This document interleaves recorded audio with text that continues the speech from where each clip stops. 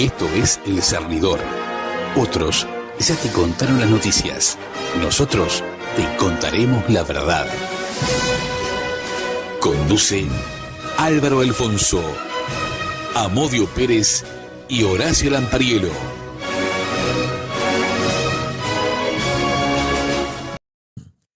Buenas tardes, Uruguay. Con la presencia de Álvaro César Alfonso, Horacio Mario Lampariello, la asistencia técnica de Javier Caraballo, quien les habla, Héctor Amodio Pérez, pone en marcha el cernidor número 180, correspondiente al día 24 de marzo del 2025. En fin. Sí, vamos a hablar de la década del 70. 1937. Venís bien. Mirá que... Bueno, en primer lugar, quiero agradecer a todos los que me han enviado su apoyo tras el programa del jueves pasado. Pero les debo una explicación, o mejor dicho, una aclaración. Mi emoción, si se le puede llamar de esa manera, no respondió en modo alguno a la acusación que el MLN me hizo en 1972, por una razón muy sencilla. El propio MLN ya la desmintió, así que eso pasado pisado. Mi emoción y bronca mal contenida se debió a que recordé a los compañeros muertos el 14 de abril de 1972. De manera especial a los que formaron parte de la columna 15 y que junto con Wolf fueron de gran importancia para la recuperación del MLN tras la debacle de la calle Almería. Todos fueron víctimas de la insania mental de quien quiso pasar a la historia como un nuevo César y terminó en realidad siendo un personaje que acabó con lo logrado por otros más después de más de 10 años de esfuerzos. Y este personaje, Wolf, que compartió años de su vida junto a los muertos en la calle Pérez Gomar, sigue siendo un fiel alcahuete de quien le ofreciera conseguir el perdón a cambio de acusar a Amodio Pérez. Porque también recibí información acerca de la intervención que Eleuterio Fernández Huidobro, acerca de la versión que Rodolfo Wolf puso en circulación a partir de su puesta en libertad en el año 1985, tan propagandeada por él, era uno de los últimos, como si hubiera diferencia de salir, el asunto era salir. Puesta en libertad para evitar los cuestionamientos que se le hicieron tras la caída de la cárcel del pueblo de la calle Juan Polier, el día 27 de mayo de 1972, en la que Wolf tuvo un papel fundamental, ya que de los tres era el único que conocía la dirección de la calle, de la casa. Según esta información que me llegó en estos días, el acuerdo consistió en no mencionar a Bassen, no mencionar que Bassen fuera el promotor de la entrega y decir que yo lo había engañado a Wolf. A cambio, recibiría el perdón, no solo sobre el tema de la cárcel, sino acerca de la copiosa información brindada en el cuartel Florida. ¿Que Bassen en todo momento aceptó ser el responsable? Peccata minuta, ya que había fallecido en 1984. Lo que ninguno de los dos tuvo en cuenta fue que la verborragia de Marenales, entrevistado por Gerardo Tagliaferro en el año 2009, acabara reconociendo que no había sido Amodio Pérez el entregador de la cárcel, sino Bassen Araní. Por otro lado, la documentación leída en el programa, que cualquiera puede comprobar que no es fruto de mi imaginación, ya que está publicada en el libro Memorias de Insurgencia, de la historiadora grado 5 de la Universidad de la República, Clara Aldrich Cavani, erigida en portavoz oficial del MLN acerca de la defensa de la historia oficial, cada vez más cuestionada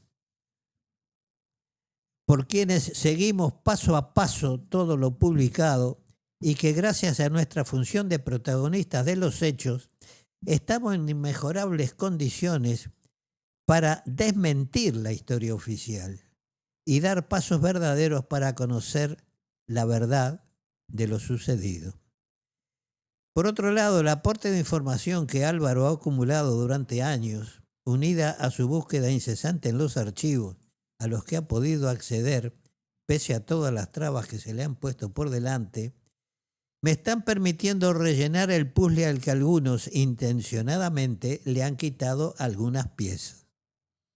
No en vano, Graciela Jorge Pancera, una de las entrevistadas últimamente, también por el diario El Observador, en su momento integrante calificada del MLN y casualmente esposa de Eleuterio Fernández Huidobro, fue custodia de los archivos, muchos de los cuales fueron retirados por quien fuera miembro de los servicios de inteligencia del Frente Amplio cuando el gobierno de Mujica, Augusto Gregory, como demostramos en el próximo libro, Más secretos del PSU. Y que un ex integrante del MLN, Jorge Tiscornia, forma parte del equipo de digitalización de los archivos. Como ven, hay zorros al cuidado del gallinero. Mientras tanto... Hay mucho huevo lo que pasa. Hay mucho huevo. No, yo creo que huevo hay poco. No. Me refiero a huevo para comer. Seguro, dice que hay alimento. Sí, mucho alimento que hay que cuidar. Bueno. Mientras tanto, la historia oficial se va deshilachando. La academia que formó parte del montaje del embuste mira para otro lado, haciéndose la desentendida.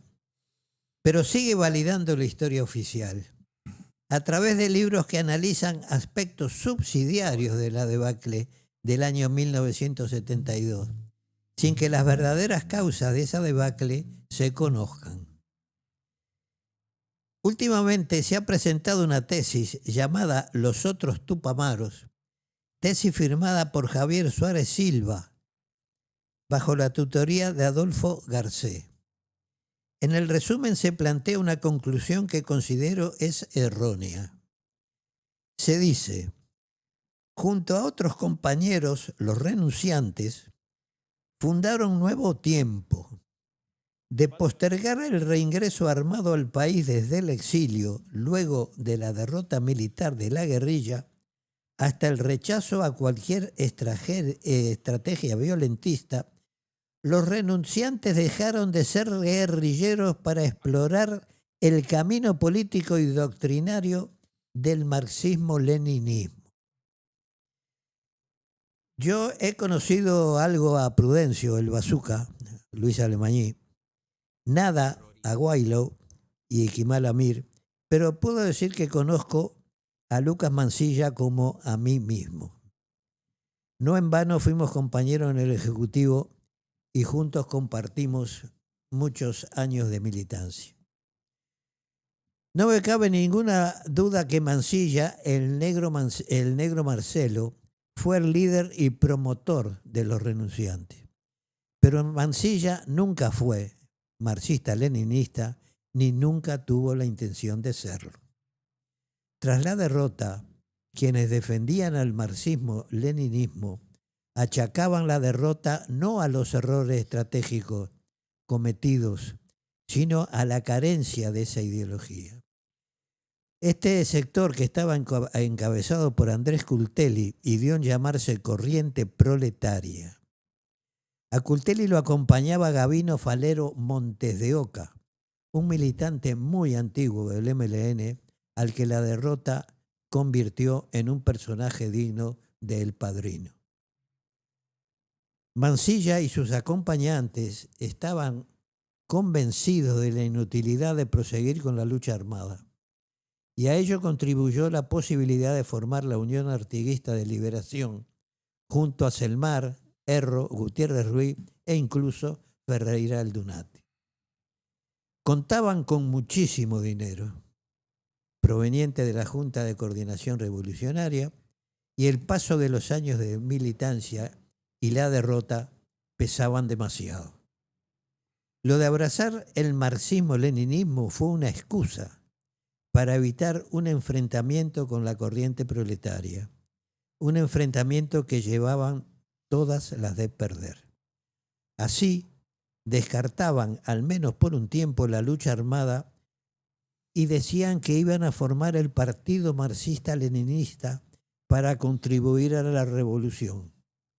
Una idea que ya el MLN había descartado a principios de 1966.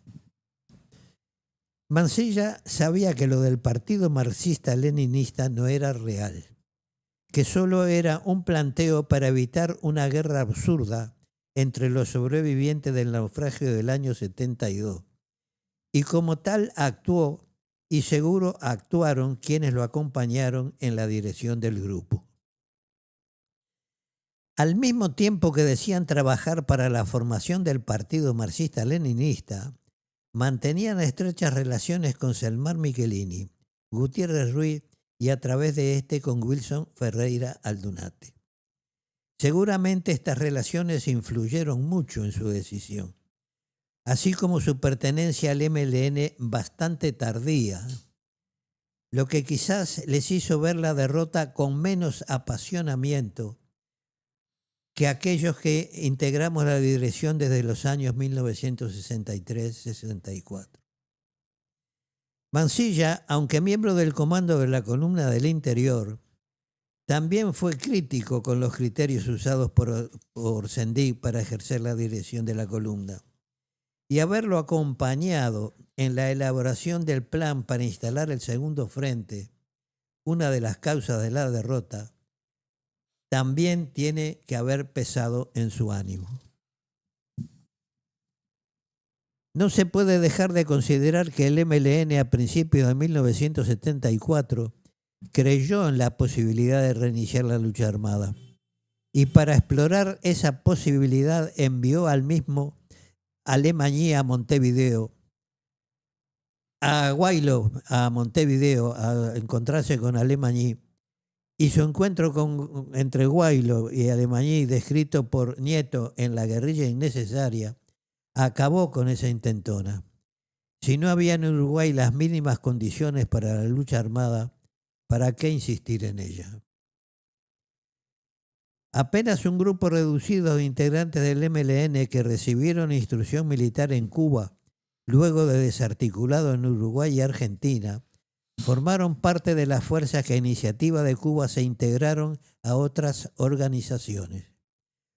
Algunos de ellos figuran como desaparecidos, pero murieron y han sido identificados fuera de nuestro territorio. Hemos conocido el año pasado a un superviviente del MLN, miembro de la columna 15 y que formó parte de este grupo. Quienes ya en 1971 habíamos planteado nuestras discrepancias con la línea que desde distintos sectores Sendik y Fernández Huidobro venían imponiendo, habíamos sido tachados de derrotistas. Y hoy sabemos que ya desde la reunión del 16 de marzo de 1972 estaba decidida la baja de Amodio Pérez, al que se consideraba la cabeza del sector que se oponía a los planes maravillosos presentados por Fernández Huidobro, que según nos confiesa Rosenkopf en Memorias de Insurgencia, pese a ser maravillosos, eran irrealizables. Pero pese a ser irrealizables, los apoyó desde la dirección. Y apoyó la baja de Amodio Pérez como consecuencia de los informes que desde Punta Carreta les enviaba Zabalza. El negro es un peligro, les dijo en una carta. Producido el 14 de abril, Marenales y Engler se encuentran ante la disyuntiva de dar la baja a quien había vaticinado la debacle. Se había producido un trastocamiento interno en medio de una serie de operativos que aparecieron como una ofensiva.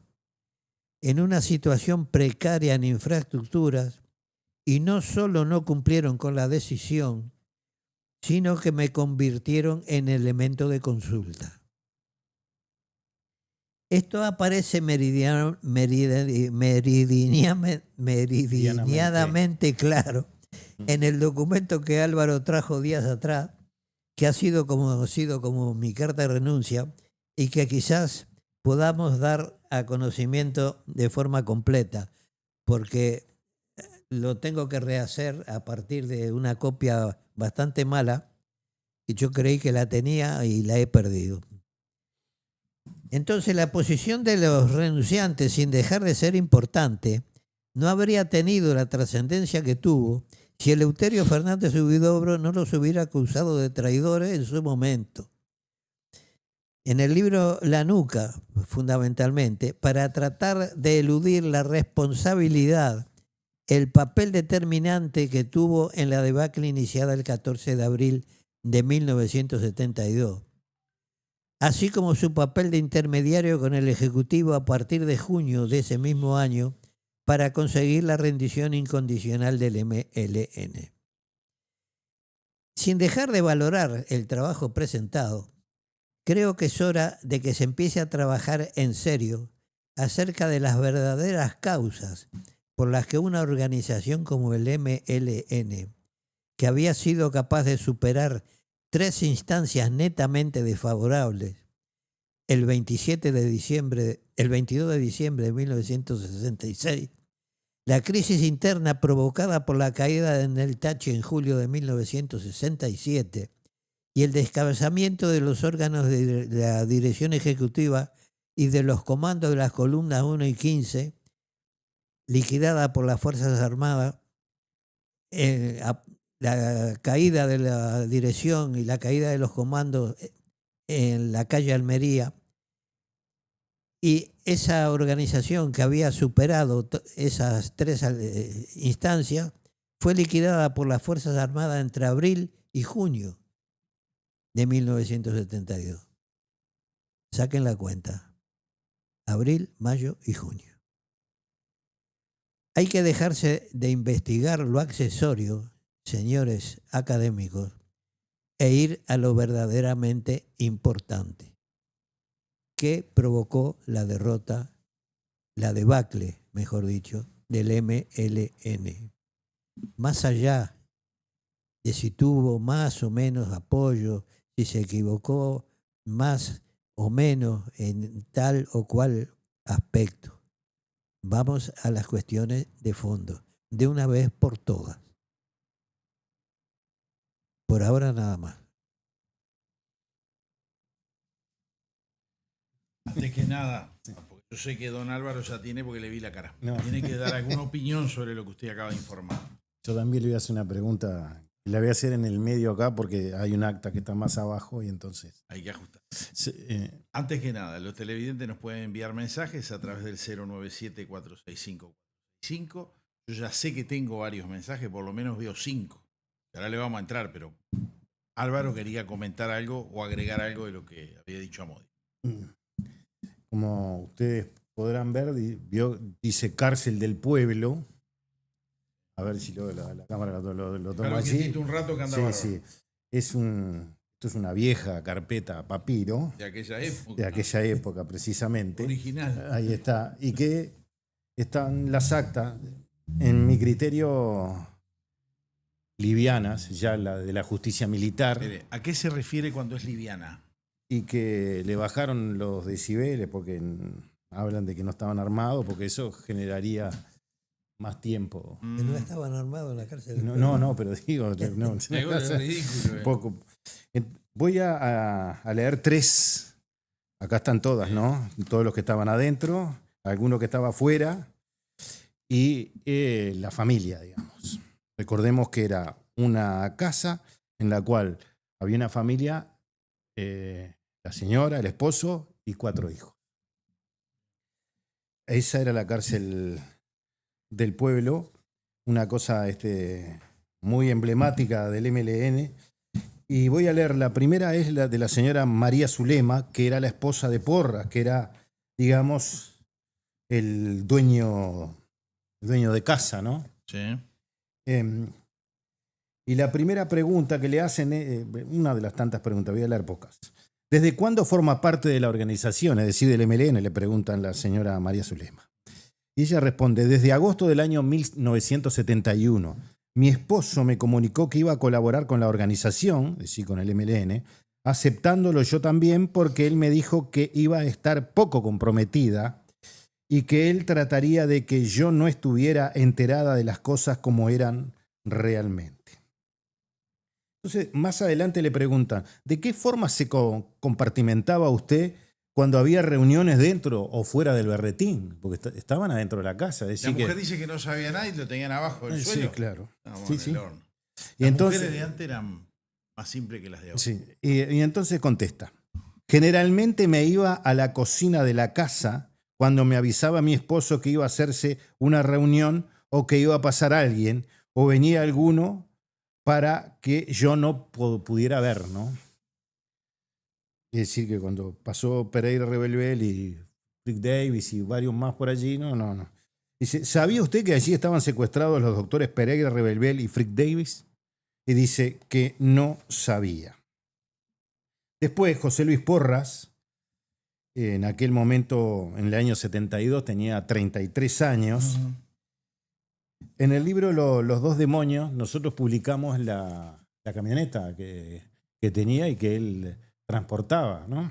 a la gente. Pero ya había actuado cuando la operación Abuso ya había tenido intervención con esa camioneta, llevando a 6 miembros del MLN que habían escapado de la cárcel de Punta Carreta, pero dijo que no conocerlos. Incluso, mire, dice, me los entregaron en la calle Feliciano Rodríguez. Fui a esperarlos con la camioneta Indio. No conozco bien quiénes conducían la camioneta Volkswagen que los transportaban ni quiénes venían a cargo de ellos. No conozco a los 6 restantes fugados.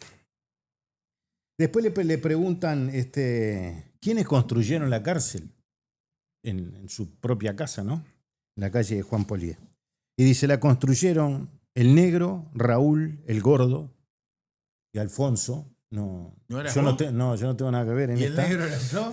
No, tampoco. De los cuales solo conozco el alias. Después dice, explique cómo se llevó a cabo el traslado de los secuestrados, quiénes intervinieron en el lugar de fecha en que sucedieron los hechos. Las fechas fueron las mencionadas anteriormente.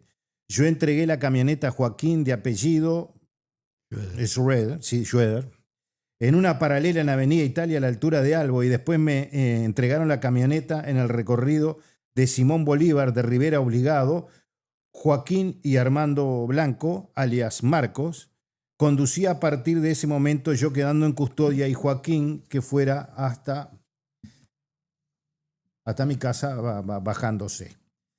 Le preguntan, ¿qué custodias trasladó usted y hasta dónde los llevaba? Especifique fechas y lugares. Eran diferentes personas que yo trasladaba para mi casa y que los llevaba a diferentes lugares. Cuando los sacaba se utilizaban contraseñas como modo de identificación. El médico y el inspector, ¿hasta dónde los trasladaba específicamente a lugares y hechos? Al médico lo recogía y lo dejaba en Canelones y Obligado, en el bar Torrado, o próximo a ese lugar. Y a Wolf. Acá está la prueba de que sabía la dirección, porque él era, como lo llamaban acá, el inspector. En cualquier sitio, incluso a veces, se iba caminando. Reitero la pregunta y reitero la respuesta, porque acá está la prueba de que... El hombre era el que conocía la dirección, claro, de la casa del pueblo. Ahí la está. Cárcel del pueblo. El médico y el inspector, ¿hasta dónde los trasladaba? Especifique lugares y fecha. Al médico lo recogía y lo dejaba en Canelones y Obligado, en el bar Torrado, o próximo a ese lugar. Y a Wolf en cualquier sitio e incluso a veces se iba a pie. Después le hacen unas cuantas preguntas más, pero mientras busco la de la señora Dupont, que quería preguntarle a Modi una cosa. Usted mencionó 3 momentos muy difíciles para el MLN. ¿Cuál fue el peor? ¿Fue el de la calle Almería?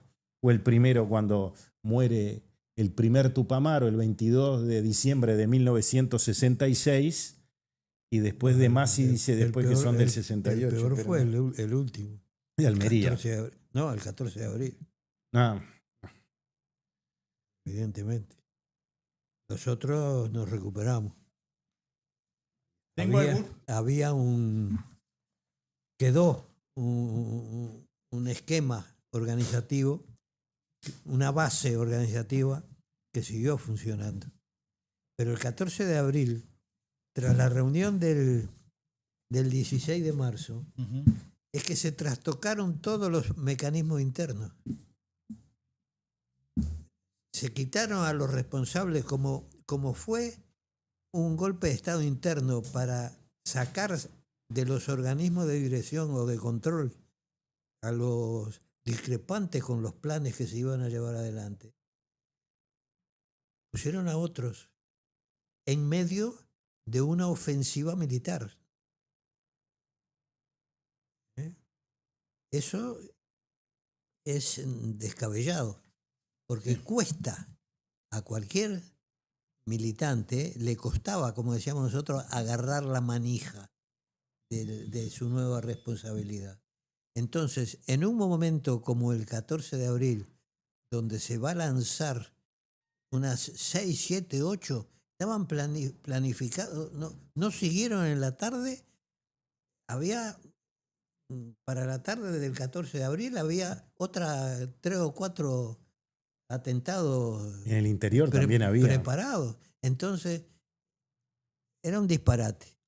En medio de esa debacle interna, se da el 14 de abril, sale mal algunos operativos, no tienen en cuenta o no se comieron que estaban funcionando en un local que estaba quemado, como era la casa de la calle Pérez Gomar. Los habían seguido desde la calle Pérez Gomar, de Amazonas, quiero decir. De la calle Amazonas a la calle Pérez Gomar, los habían seguido, a Nepo fundamentalmente. Y entonces se produjo un descalabro total, fue imparable. Fue imparable porque fue como si en un hormiguero hubieras metido una bomba de estruendo. Entonces aquello implosionó. El MLN se rompió, se hizo pedazos en un rato el 14 de abril. Después fue imposible reconstituirlo. Estábamos en la disparadora permanente. La última, ya la tengo. Sí. ¿Por qué leemos la de Raquel Dupont? Porque era la que se oponía a la entrega de la cárcel desde adentro. En aquel momento la señora tenía 43 años y le hacen varias preguntas de su accionar hasta que le preguntan cuándo va a la cárcel del pueblo. Y dice, luego de permanecer todo este tiempo, desde que se sumó al MLN, en el local de Palmas y Ombúes, en el que estuve desde enero de 1972 hasta mediados de abril de este año, se me comunicó que debía hacer contacto con Tito en Julio César, próximo a Rivera, donde se me trasladó a la cárcel del pueblo. ¿Cuál era su misión y su misión suya en el local donde estaban los secuestrados y cuál la de sus compañeros?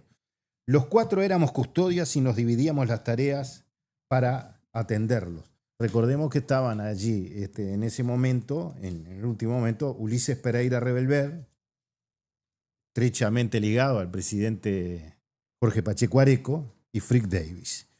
Le preguntan, ¿cuál fue su actitud y la de sus compañeros cuando se les dijo que la manzana estaba rodeada el día 27 de mayo? En un primer momento hubo desconcierto y expectativa hasta que apareció Tito diciendo que debíamos salir todos, inclusive los detenidos, y así lo hicimos. ¿Cómo está integrado su núcleo familiar, etcétera? Fue la única pregunta que le hicieron. ¿Y Tito era el sobrenombre de? Porras. Porras. Muy bien. El dueño de casa. Acá tengo mensajes. El 776. Álvaro César me sacó la pregunta de la mano. Bien claro, la respuesta de Don Amodio. Saludos. 14 de abril fue clave para ese cambio. Se comieron la pastilla sin ser grosero. Saludos a Don Amodio. Julio César y Rivera, corazón del buceo. El señor Jorge nos manda: buenas noches, señores. No sé si me equivoco, pero parece que la vieja faraona ya está en campaña electoral, donde va Orsi y ella va también. La cosecha arroz, la patria gaucha, viéndolos juntos como pareja estable. Yo lo llamaría Batman y Robin. Saludos a todos. Después quiero hacer un comentario por unas declaraciones que hizo esta señora, porque nos quiere tratar de tarados a todos, ¿no? Sí, yo creo que ella apuesta a que los tarados la voten. Estoy jugado a eso. Después tenemos otro más acá que denuncia una situación de Florida. El señor Marcelo dice: buenas noches a todo el equipo. Se nota que a los grados 5 se les escapa la historia verdadera del MLN, como se les escapa la conducta de la CNT, que quedó claro en el documento que leyeron en el programa pasado. Acá hay otro que dice: biblioteca, la valor. Este es un televidente que dice: sí, por supuesto, a mi biblioteca la valoro tanto por lo que me aporta a mí como particularmente lo que queda para mis hijos. Y después se va a comunicar con nosotros por un tema de libros. Y el 776 dice: Zoológico Villa Dolores. Son los mensajes hasta ahora. Tendríamos el nuevo tema, el siguiente tema era... ¿Me permite? Es un bocadito nomás. Bocadito, no bocadito, no, bocadito. Mira que se llena si come el plato principal que viene ahora. No, sí, un bocadito chiquito. Carolina Cose tiene la manía de decir cosas que no se condicen nunca con la realidad. Por ejemplo, ella está diciendo... Había un solo mástil en el Palacio Legislativo. No, sí, bueno, y que ella puso el segundo. No, pero esto que le voy a decir... ¿Es peor? Y sí, porque ella está hablando y dice: la próxima intendencia de Montevideo, como hay un gobierno del Frente Amplio, no la van a presionar, la van a directamente ayudar, no le van a hacer nada, ¿no? Bueno, está mintiendo. Y le voy a decir de cuándo miente. Por lo menos estudie un poquito y lea, porque después aparece un loquito acá que le va a decir lo que usted no sabe o se hace la viva. Yo creo que se hace la viva, porque lo debe saber. Vamos a la primera vez que el Frente Amplio gobernó la Intendencia de Montevideo. Tabaré Vázquez, intendente municipal de Montevideo. Luis Alberto Lacalle Herrera, presidente de la República. En aquel momento las obras de saneamiento, el 50% la pagó el gobierno central y el 50% la pagó la intendencia. Cuando la legislación dice que la tendría que pagar el 100% la intendencia. Ahí está. Claro, ¿no? Pero hubo un acuerdo de gobierno y el gobierno pagó el 50%. Así que no mienta. Nadie si había otro gobierno tampoco la iba a agredir, no importa la cosa, porque capaz que no sabe que tienen autonomía las intendencias, pero bueno. Ley 9515. Sí. Yo ahora le voy a pedir a Javier... Tenemos 2 videos sobre el señor Víctor Hugo Morales, periodista deportivo, dos épocas de la dictadura acá en Uruguay, y luego se fue a la Argentina con gran suceso. Yo le voy a pedir a él que ponga el video de el que está Jorge Lanata. Lo vamos a escuchar, es muy largo, no lo vamos a pasar todo, son como 10 minutos, pero vamos a pasar un tramito interesante y luego vamos a ver otro video del periodista deportivo. Ahora, míralo.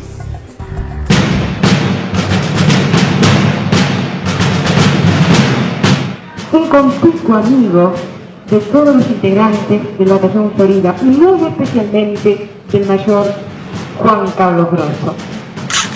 Es Víctor Hugo Morales, que le va a dirigir unas palabras. Este documento fue registrado el 4 de septiembre de 1977 en el Batallón Florida del Ejército Uruguayo. El que habla es Víctor Hugo Morales, quien despide al segundo jefe de la unidad, el mayor Juan Carlos Grosso. Cuando un amigo se va, queda un espacio vacío. Mayor Grosso no lo podrá llenar la presencia de otro amigo.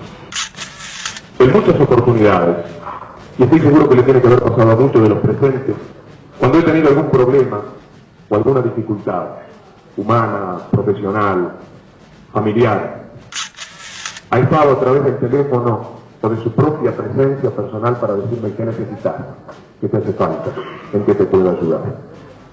Esa es simplemente una de las tantas facetas del mayor Grosso.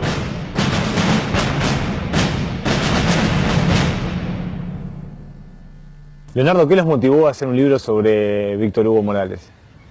Y de un tiempo a esta parte, Víctor Hugo empezó a colocarse como ejemplo de periodista y como modelo de dignidad periodística. Y a nosotros que conocíamos, que teníamos en la memoria aquellos años, nos chocaba, nos decía, no, esto no es nuestro modelo de periodismo. Él lo dice en un momento, dice que primero acusa y luego averigua, más, palabra menos. O sea, él asumió la idea de ser un enorme fiscal, pero sin las consecuencias razonables de un fiscal que debe investigar.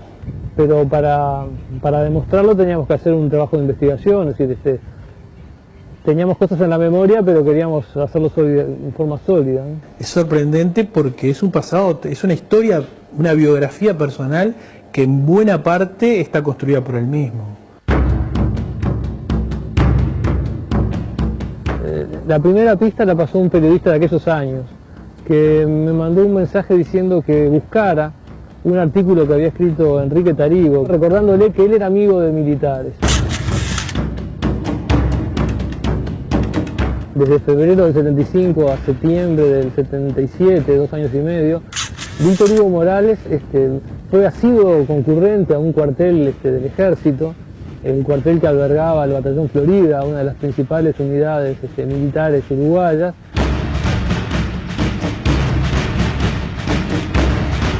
Estamos en el barrio del Buceo, en pleno corazón de Montevideo. Hace más de 30 años funcionaba aquí el Batallón Florida del ejército uruguayo.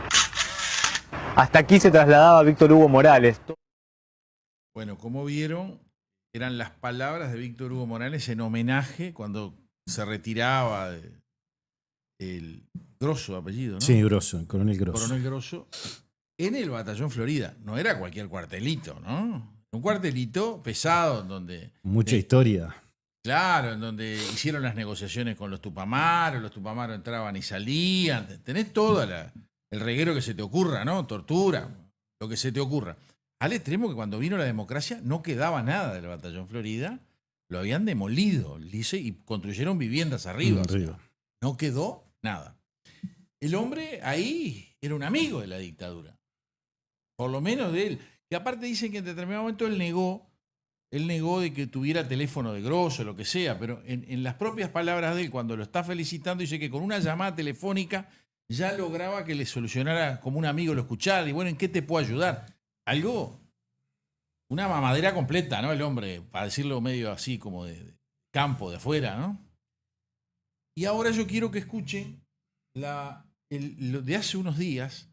Víctor Hugo Morales, periodista uruguayo, encuentro con el presidente Miguel Díaz-Canel en el 4º coloquio de Patria, en Cuba.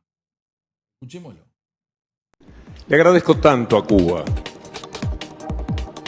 Le agradezco que en este mundo de gobiernos imperialistas y cobardes, los que lo acompañan y no dicen nada, Cuba siga siendo el ejemplo de resiliencia, de sostén de las ideas humanistas en las que cualquier buen ser humano tiene que creer.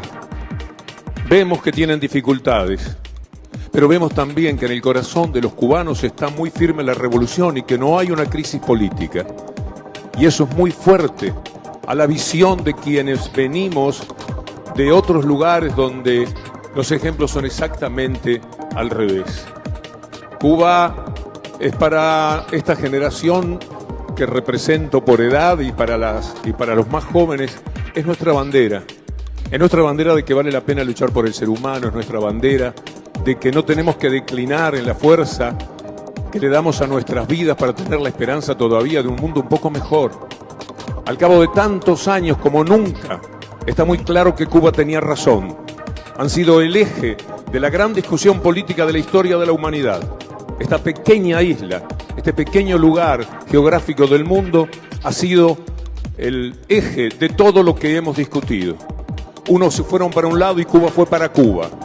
Y Cuba tenía razón, porque el mundo es un verdadero desastre y porque Cuba todavía sigue siendo esta fuente de esperanza. Por eso, gracias por esta dosis en este mundo en el cual, convaleciente como está, declinante como es cada día, Cuba es el suero de libertad, de convicciones y de humanismo que todos necesitamos. Muchas gracias, presidente.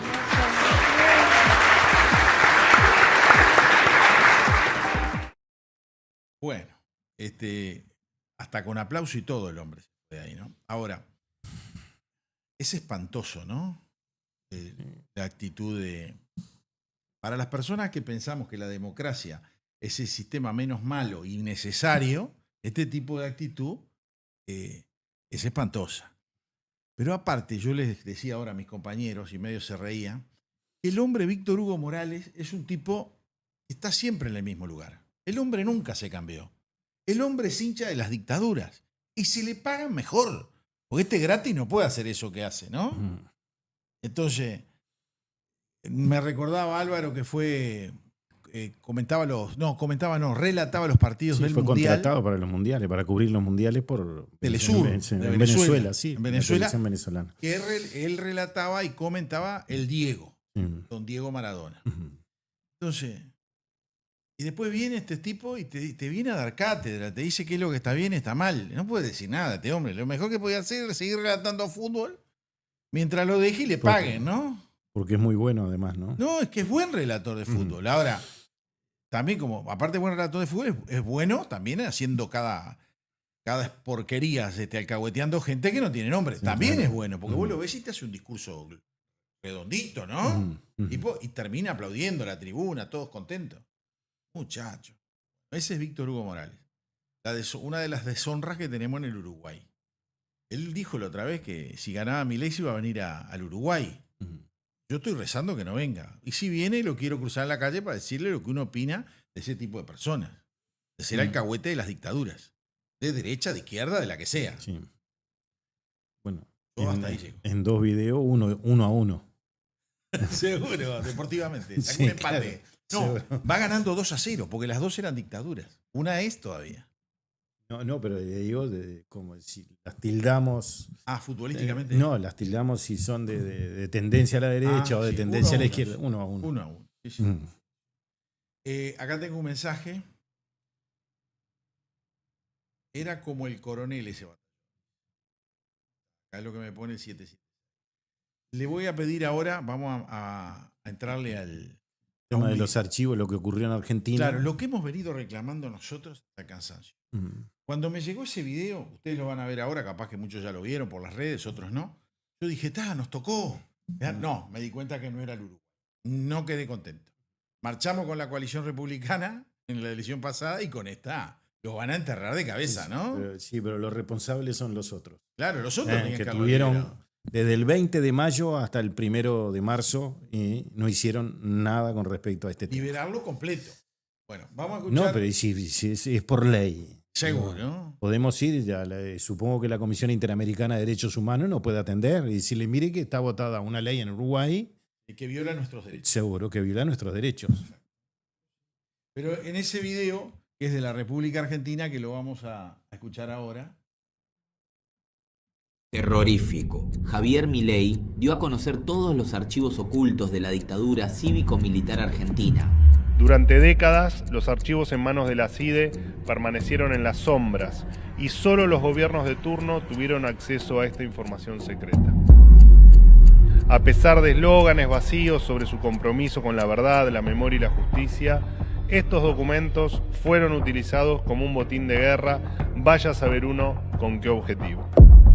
De esta manera, y por decisión del presidente Milei, los archivos relacionados al accionar de la última dictadura militar pasarán a estar al servicio de la memoria y no de la manipulación política. Esta iniciativa puede resultar novedosa para la Argentina, pero no lo es a nivel mundial. En muchos países del mundo ya se ha avanzado en procesos de desclasificación. Por ejemplo, en Estados Unidos, recientemente se han liberado documentos sobre operaciones encubiertas, crímenes de guerra y asesinatos políticos de figuras claves, como por ejemplo John Fitzgerald Kennedy.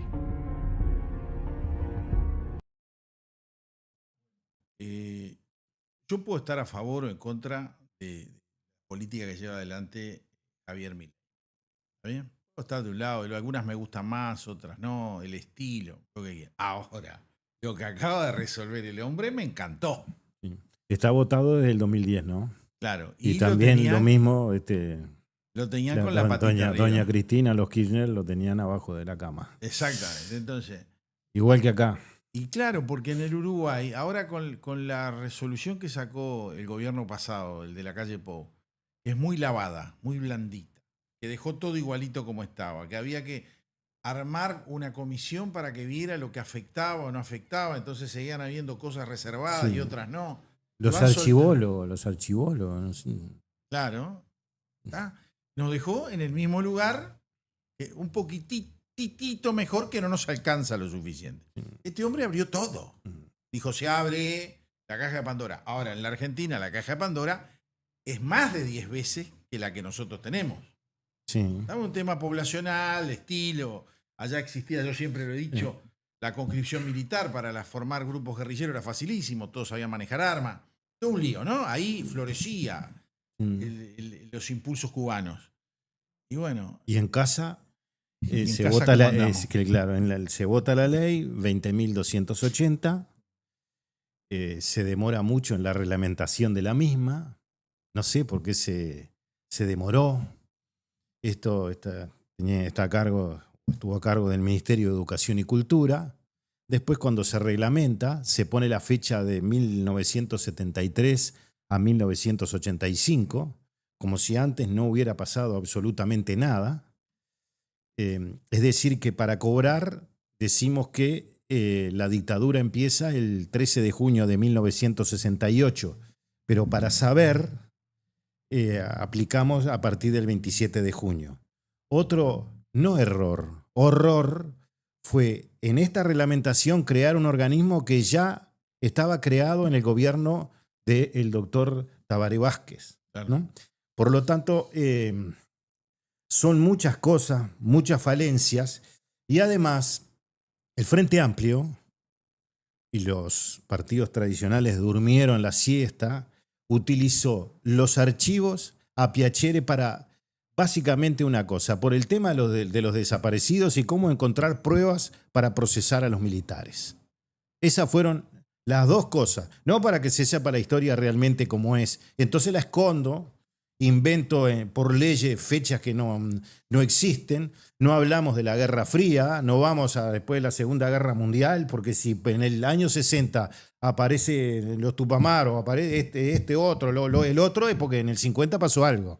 Entonces, por lo menos pongamos a partir del 68 y decir que podemos ir más atrás para buscar los hechos históricos, porque hay cosas que están pasando hoy, es porque antes, hace 25, 30 años, pasaron otras.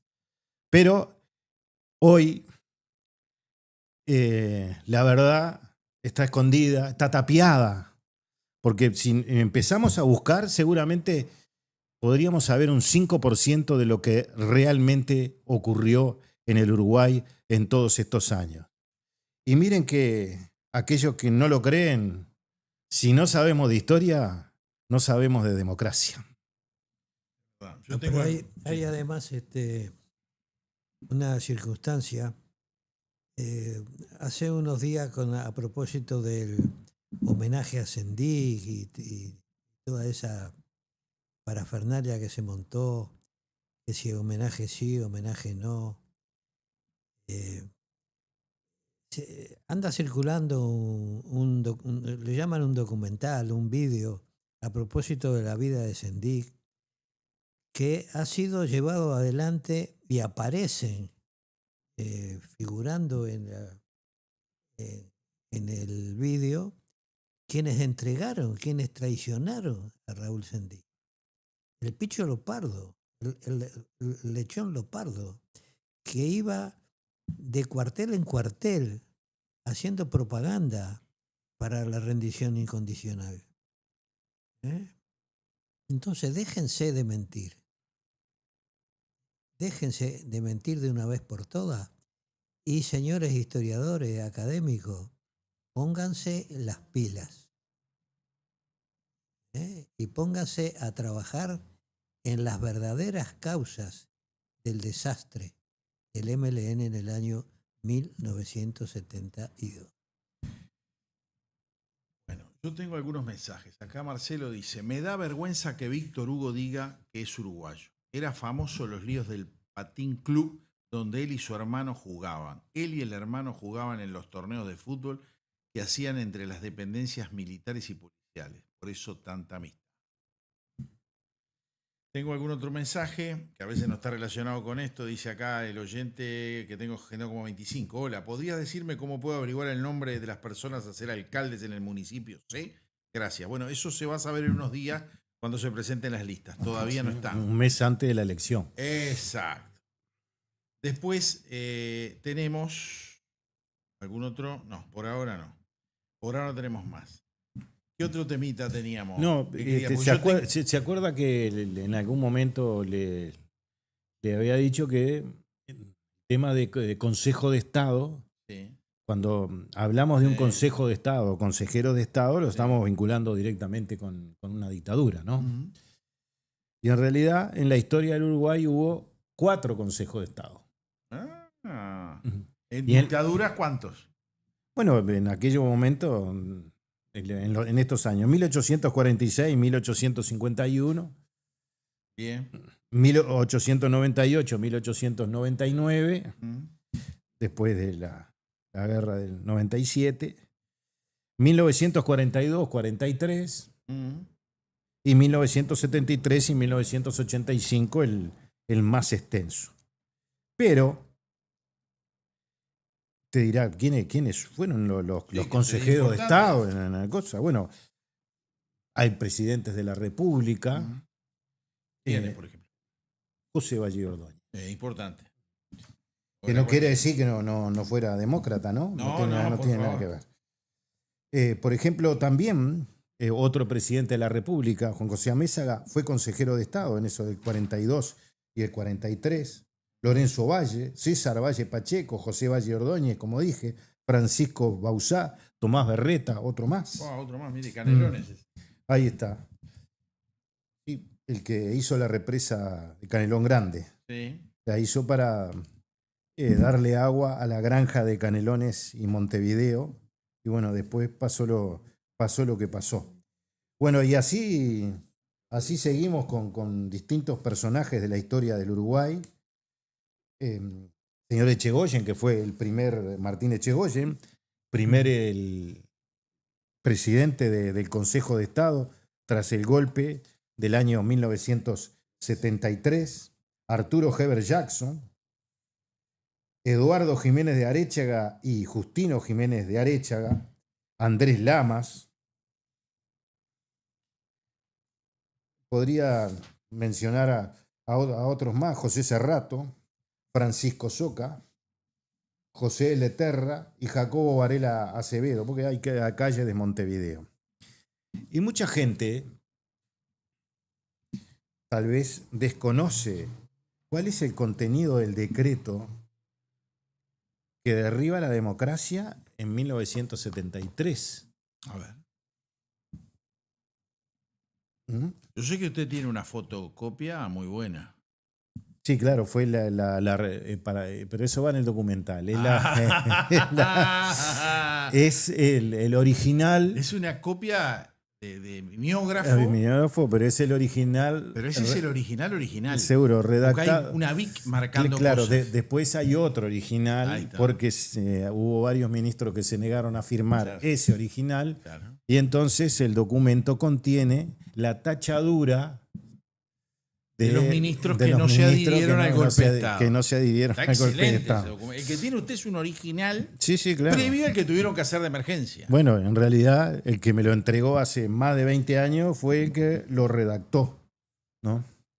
Por instrucciones de don Juan María Bordaberry.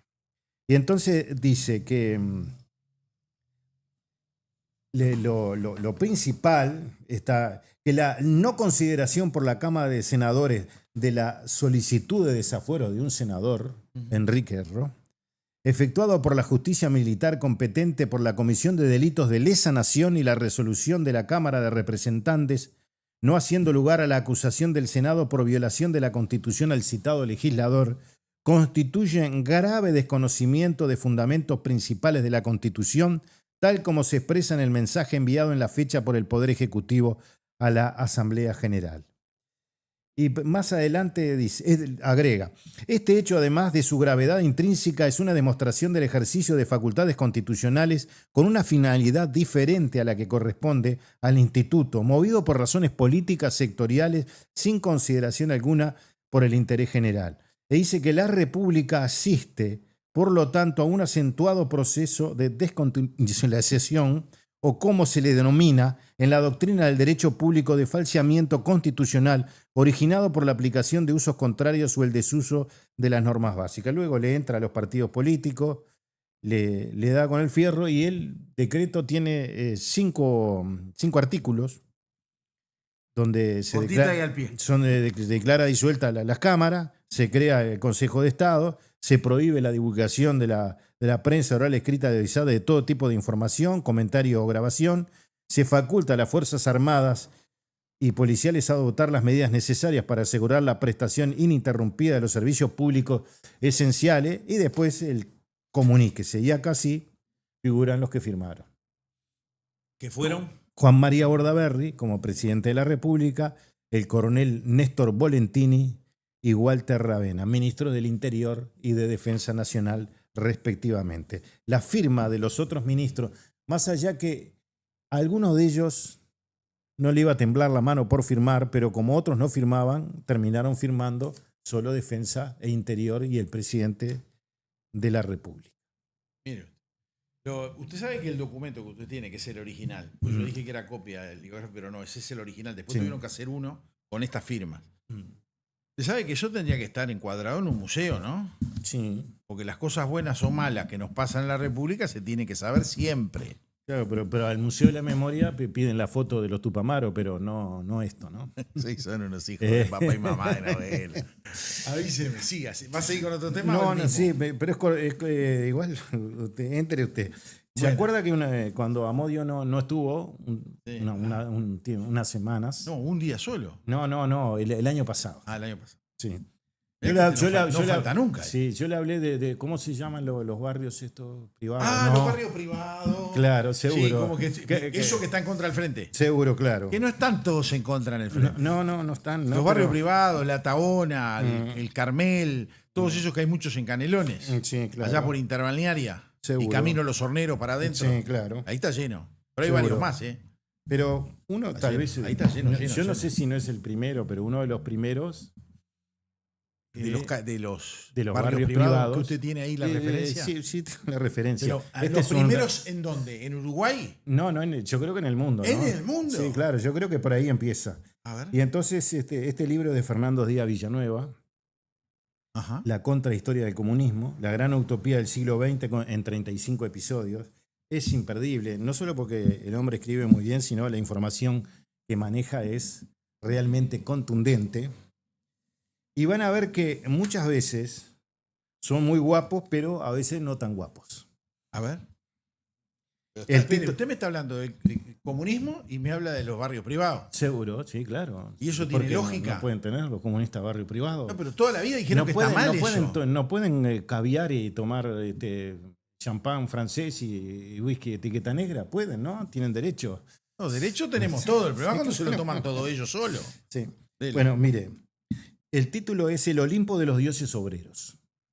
¿El Olimpo? De los dioses obreros es el título. Me encantó. Y dice así.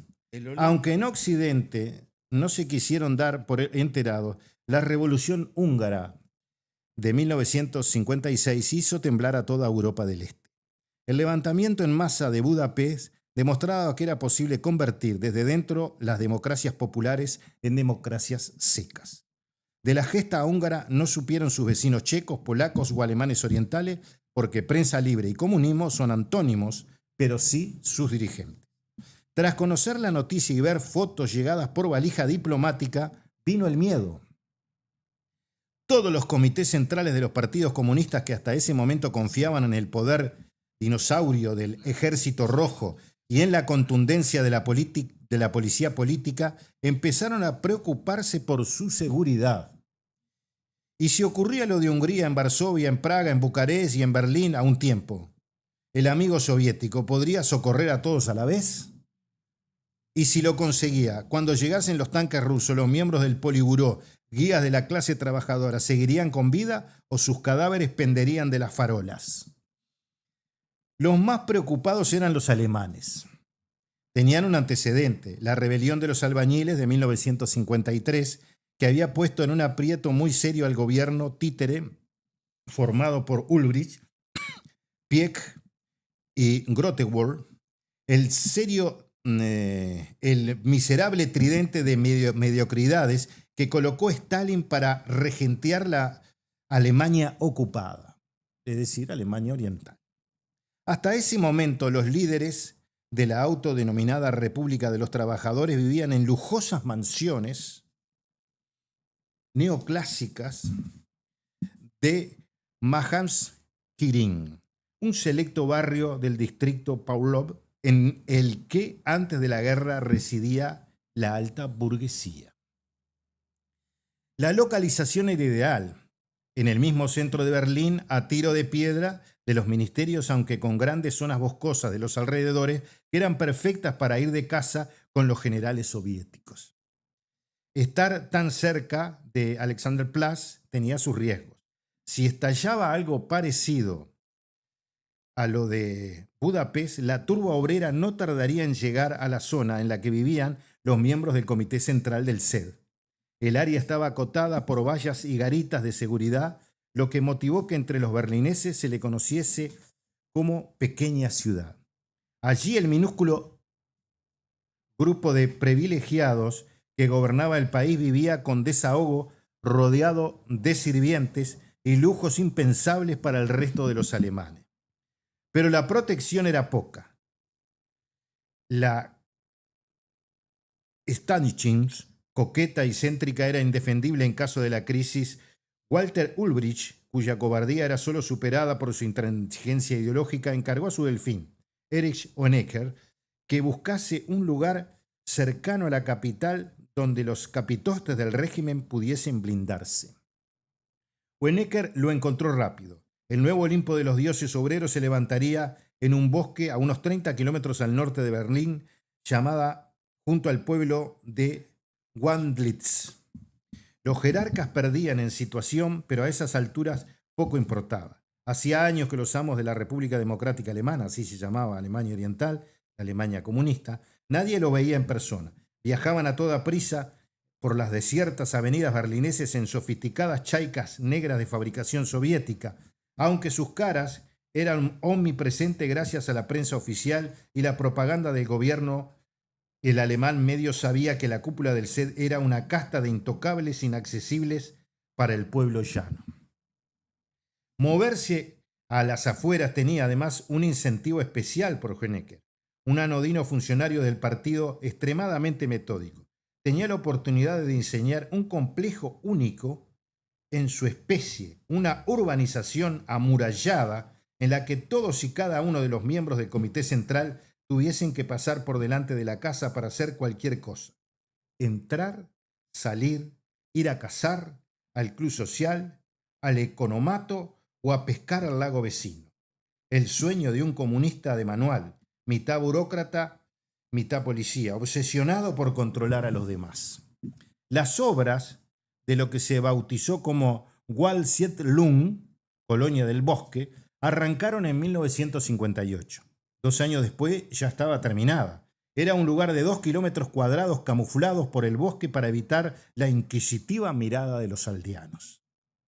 Honecker encargó que se levantase un muro muy parecido al que 1 año después partiría Berlín en 2, de 5 kilómetros de diámetro y 2 metros de alto, debidamente pespunteado por torres de vigilancia atendidas las 24 horas del día. Todo debía pasar desapercibido.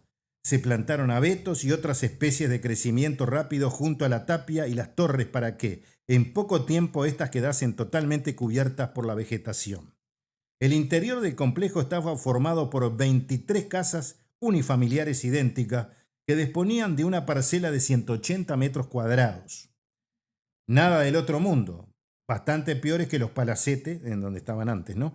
Pero mucho más amplios y lujosas que la prefabricada de 20 plantas y 50 metros cuadrados en la que vivía apiñada el berlinés medio. Y 50 metros contra 180. Las viviendas estaban situadas en calles paralelas en cuyo centro se encontraba, no tan casualmente, la de Honecker. Él y su esposa eran los dueños de Waldsiedlung y las inmarcesibles señores feudales de sus siempre temporales inquilinos. La zona residencial era solo parte de un complejo, para que sus habitaciones hicieran vida en el que Honecker ordenó que construyese un club social, con restaurante, un economato, un pequeño hospital, una piscina, una cancha de tenis y un campo de tiro. Todo era extremadamente selecto. En el restaurante se podía comer cualquier cosa: asados de ciervo, pollo, guisotes prusianos, salchicha fresca de Nuremberg y una amplia selección de vinos de importación traídos desde Francia, Italia, España por canales diplomáticos. Esos mismos conductos alimentaban los estantes del economato. Allí se abastecía Margot Honecker, un afamado y caro vino joven francés que enviaba a la oficina de la Stasi en París. Es decir, que la oficina de la Stasi en París le enviaba el vino para el hombre, ¿no? Los miembros del Politburó y su familia fumaban puros habanos, bebían whisky escocés y hacían acopio de chocolate suizo, bombones belgas, jamón de Parma y enormes naranjas llegadas desde la lejana costa mediterránea. No lo pagaban con marcos del este, sino con una moneda específica que solo circulaba dentro de los muros de la colonia. Y a lo que, o decir, del barrio privado, ¿no? ¿Del barrio privado? Sí, a lo que solo ellos tenían acceso. Era la vida regalada, muy diferente a la que llevaban sus compatriotas, sobre los que esa élite de sumos sacerdotes de la ortodoxia marxista estaba haciendo una infame experiencia social. Los días laborales, los habitantes de Waldsiedlung iban y venían en sus respectivos despachos de Berlín a bordo, primero de las chaicas soviéticas y luego de unos Volvos oscuros que Honecker importó de Suecia. Los fines de semana se quedaban en el refugio y ay de aquel que no lo hiciese. El camarada secretario general los veía todos. Sabía quién estaba en el lago pescando y con quién lo hacía, quién jugaba al tenis, quién había ido a comer con la familia del restaurante del club social y qué había comido, quién estaba de montería en el bosque con el embajador soviético y por qué razón. La colonia forestal era en realidad un campo de concentración de lujo. Todos los que allí vivían lo hacían a la fuerza y salir sin una buena excusa era extremadamente arriesgado. Si vivir en Waldsiedlung era un privilegio de 23 familias, trabajar en ella no era menos complicado.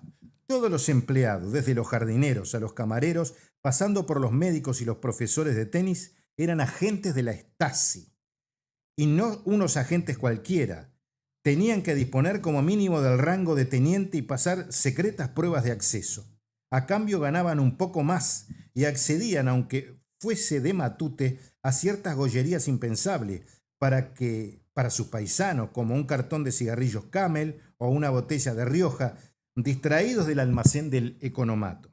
Este tipo de productos de lujo alcanzaban precios estratosféricos en el mercado negro, lo que suponía un interesante sobresueldo en moneda fuerte para los que conseguían entrar al servicio de la aristocracia comunista.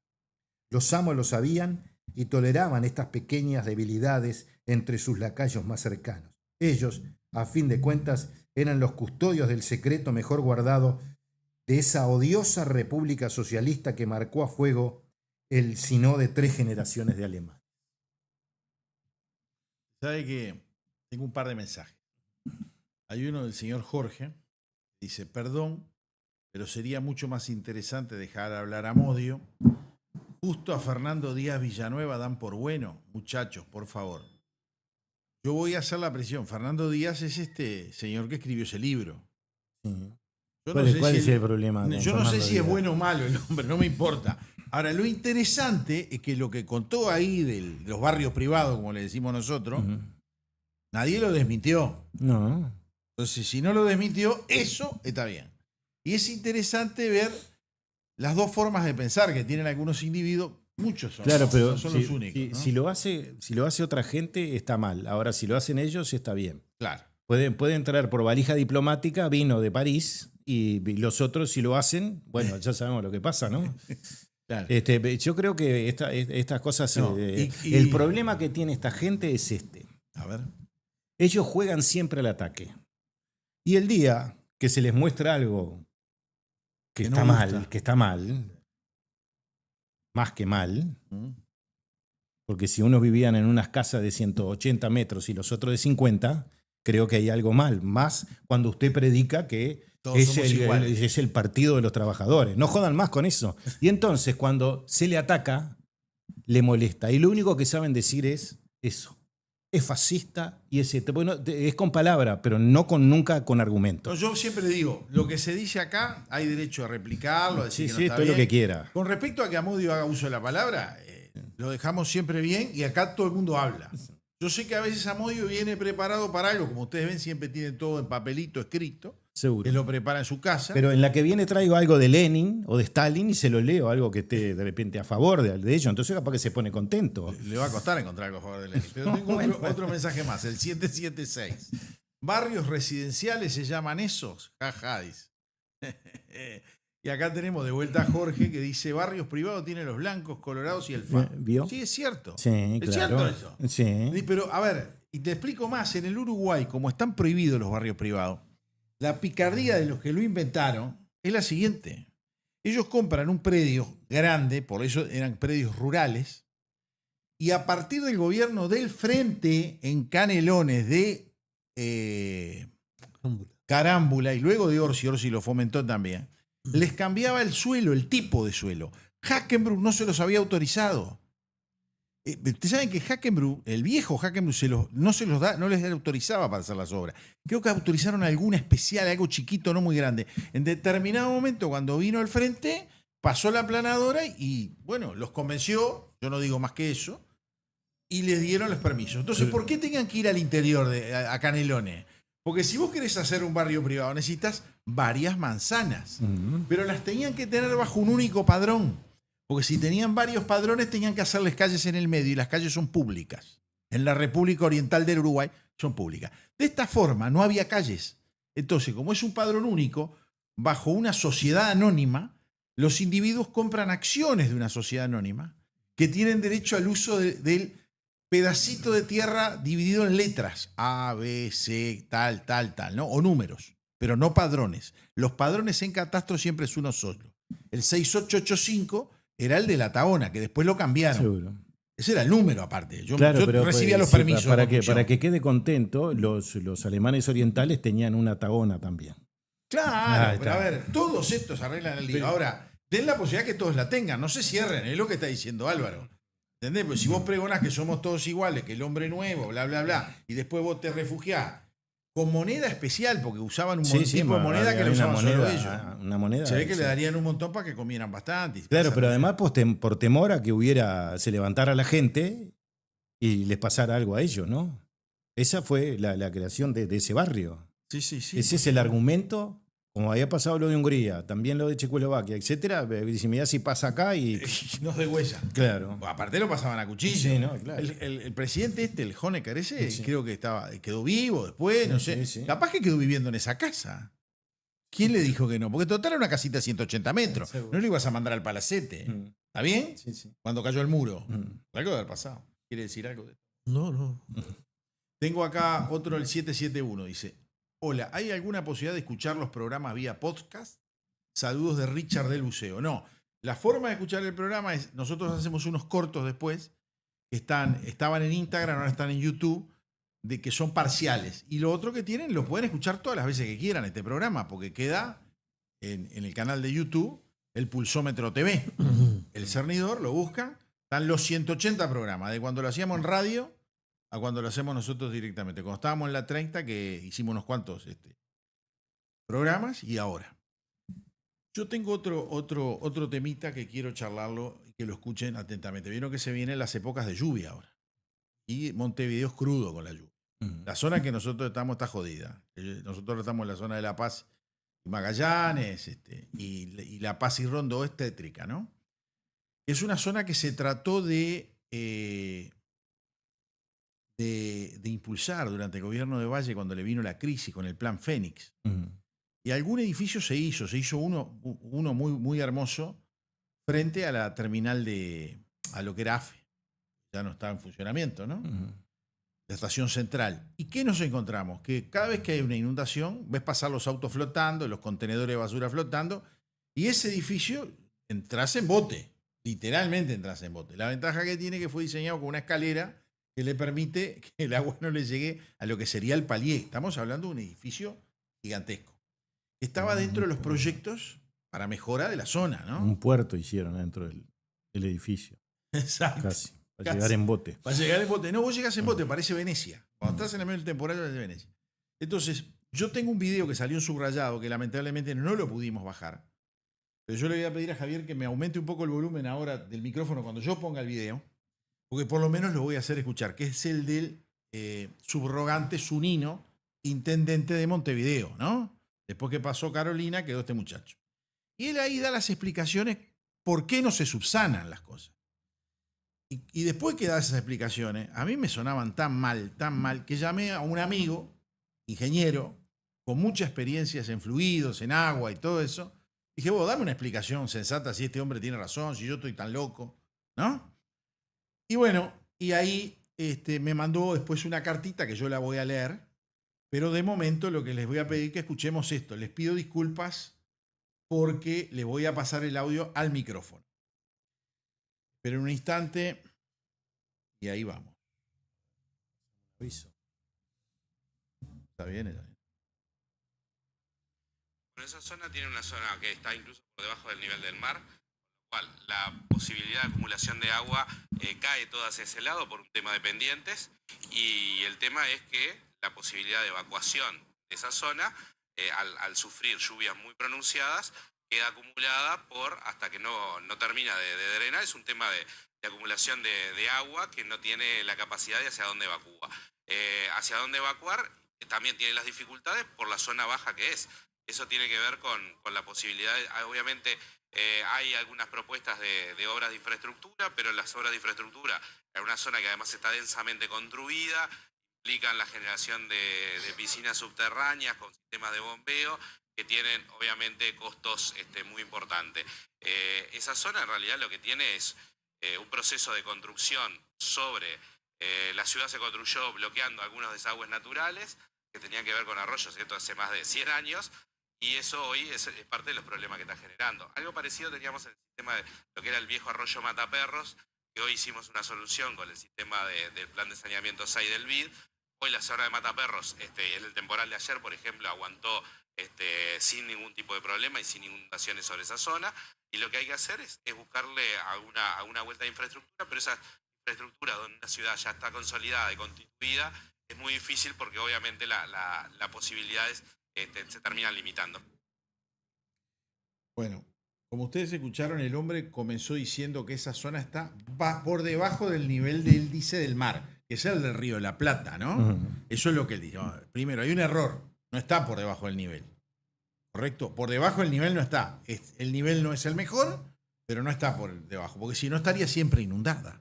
El agua vendría del río a la zona. O sea, arrancó mal el hombre, arrancó patinando. Después habla de que son caras las soluciones que se han aplicado. Yo estaba leyendo que en la ciudad de Madrid, de esos reservorios de agua, hay más de 70. Y yo después, si quieren, leo un artículo sobre ese tema no me acuerdo de qué diario español es, pero de eso lo vemos después. Y están previendo hacer 100 sistemas más para que las inundaciones no los toquen en ningún momento. Ahora, este hombre justifica una cosa con la otra, después dicen que solucionaron en una zona específica, pero entonces hay un gran problema. Los proyectos para esa zona, ¿qué van a hacer con la estación central? Que la pusieron los ingleses. Porque no pueden hacer nada, teóricamente, según él, no. Y lo que hay sale caro. Entonces fue que yo le pregunté a este ingeniero y me manda algo. Dice, bueno, intentaré, dice. Don Arquímedes y otros connotados amigotes de la barra de descubridores de la época esta que debí chequearla para darle más verosimilitud al planteo, data de hace unos pocos años que llegaron a descubrir este principio. Ello data del siglo III a.C. Él da la solución acá, el ingeniero, ¿no? Dice, nada más o sea, tan pocos años que por eso quizás algunas personas no lograron enterarse del evento aún. Al tema, pues, don Arquímedes y su pandilla llegaron a enunciar lo siguiente: principio de vasos comunicantes. Dicho así, yo creo que muchas personas lo deben haber oído. Quizás no tengan muy bien internalizado su contribución al nuestro diario vivir, pues está presente en casi todos nuestros actos cotidianos, expresado de muy variadas formas. El punto. En recientes declaraciones públicas se esgrimió que el problema de la cuenca, de calles de asfalto y hormigón de Libertador y La Paz, que con precipitaciones pluviométricas normales, conocidas como lluvias medias o moderadas, ya se anega, y si nos referimos a precipitaciones de los últimos tiempos, donde son severas, muchos milímetros y en pocas horas, la zona se vuelve un caos, donde vehículos flotando son arrastrados por toda esa zona, al igual que los contenedores de residuos y demás elementos que pudieran flotar. Ello convierte a la zona momentáneamente en un caos y en un grandísimo perjuicio para nuestras personas, para muchas personas. Estos eventos no tienen ni día ni horario determinado para ocurrir y muchas veces ni previo aviso, lo que impide que las personas y sus bienes que pudieran afectarse tomen recaudo. Ahora, si eso ocurre desde hace muchísimos años y quizás hasta más de 20 que ocurren con tanta virulencia, no se ha hecho nada, para intentar solucionarlo o mitigar la cuantía, signos de interrogación. Aquí las declaraciones. La máxima autoridad municipal ha declarado recientemente que no se puede hacer nada, porque esa zona está bajo el nivel del mar. ¿Se puede creer tamaña barbaridad en forma de excusa para justificar la inoperancia, la desidia y no interés en siquiera buscar una solución al tema? Yo me pregunto y les pregunto acaso. Primero, cuando para de llover el agua no se va, lentamente, pero se va. Ello quiere decir que los desagües por gravedad funcionan. 2. Cuando no llueve, ¿acaso entra agua del mar a la zona en cuestión? Bueno, pues aquí es donde entra don Arquímedes y su principio de vasos comunicantes. Si fuera cierto que ese punto está bajo el nivel del mar, permanentemente los desagües por gravedad, cuando no llueve, operarían en contrario, o sea, dicha de otra forma, entraría permanentemente agua del mar a la zona en cuestión, como ocurre en alguna ciudad del sur de Estados Unidos o cuando amaina la lluvia, el agua acumulada no sirve. Quizás lo que no se quiere es atentar con la fuente de trabajo de muchos noteros, aguantadores de micrófono, radiales y televisivos, que cada vez que hay un hecho de esta magnitud corren prestos a hacer notas, filmaciones y ocupar espacio en los medios entrevistando a cuanto vecino esté por la zona, sea damnificado u ocasional visitante. Y nada se hace o se reclama para solucionar el problema. La solución. Se trata no de grandes obras, ni faraónicas, ni de cuantía económica desmesurada, tampoco de gran intervención que llegara a afectar a una grandísima superficie en la zona. Solo se trataría que en los momentos de precipitaciones aumentar el delta H del escurrimiento por gravedad a través de medios mecánicos con una muy pequeña obra civil y por demás localizada en lugar estratégico. Para conocer más de la posible solución, no se pierda el próximo capítulo de esta serie. El ingeniero me prometió desarrollar la solución que no sería tan costosa como dice. Es lo mismo que las pérdidas de OCE. Es igual. Así que si se puede arreglar las dos cosas, bárbaro. Claro, porque hay que levantar. El problema está toda la zona centro, cordón, y bueno, hay que levantar. La Paz y Rondó, que es donde vos la mirás, viste, Libertador, ahí. ¿De dónde junta el agua? De Tres Cruces, Palacio Legislativo y 18 de Julio. Son los 3 puntos que vierten, una por Avenida Libertador, en bajada hacia el norte, la otra del Palacio hacia el sur y del este al oeste, que viene, entre otras cosas, por la calle Galicia, al galope, porque por ahí corría un arroyo que quedó encauzado a través de los cordones cuando hicieron por debajo de la calle Tristán Narvaja y Fernández Crespo los puentes, al costado del Club Cordón, viene en ruta, dobla a la derecha Galicia y La Paz a contramano. No, La Paz, no, Galicia y Magallanes a contramano, dobla a la izquierda por La Paz en sentido correcto hasta no parar allá abajo en la calle La Paz y Libertador. A ver, yo no sé cuál es la solución que nos va a dar el ingeniero, pero yo le puedo decir que si usted la captura un poco más arriba, No son grandes obras. Tiene que sí preverlo en Montevideo. O sea, hay veces que hay gente que habla sin saber de lo que habla. Eso es lo único que yo voy a decir. Tengo mensajes varios. Esperen un poquito. Acá nos mandó uno el señor Marcelo, otro Marcelo, no el Marcelo que manda varias veces. Saludos para don Amodio, vamos arriba el cernidor. Después tenemos el 043, para informar Honecker, después de la caída de la República Democrática Alemana, que era la del Este, se exilió en Chile. Tenía buenos vínculos con Pinochet. ¿Cómo la ve? Acá tenemos el 233 que dice: buenas tardes. Fernando Díaz Villanueva es un excelente narrador y tiene siempre muy buena información. Suelo ver su programa, La Contrahistoria. Saludos de Iván. Bueno, veo que hay uno que no le gusta, el señor Villanueva, Díaz Villanueva, y otro que sí. Yo, el relato nadie lo desmintió. Me alcanzó con eso. Acá leemos todo. Yo qué sé. Por eso. ¿Quiere decir algo, don Amodio, o nos partimos en esta? Rajamos. No tengo nada que decir. Que mañana llevaremos a imprenta el libro Más Secretos del PCU. Está demorado, pero va a salir. Y podremos darle noticias. ¿Cuándo estará en la...? Exactamente.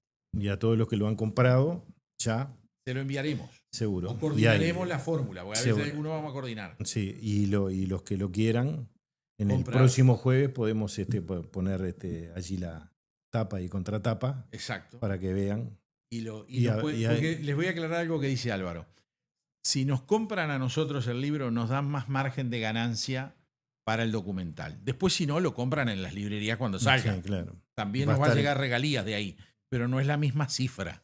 Es a eso a lo que estamos refiriendo. Y otra cosa, que el libro se va a vender en el exterior también. Ah, sí, lo vamos a vender en formato digital a través de Infobae. Ya está firmado el contrato, estamos en las últimas etapas, o sea que la gente, cuando se acabe el formato papel, va a poder comprarlo en formato digital desde cualquier parte del mundo por tarjeta de crédito. Ahí está. ¿Ah? Bueno, nos retiramos. Bueno, entonces, hasta el próximo jueves. Bueno, nos vemos. Esto es El Cernidor. Otros ya te contaron las noticias. Nosotros te contaremos la verdad. Conducen Álvaro Alfonso, Amodio Pérez y Horacio Lampariello.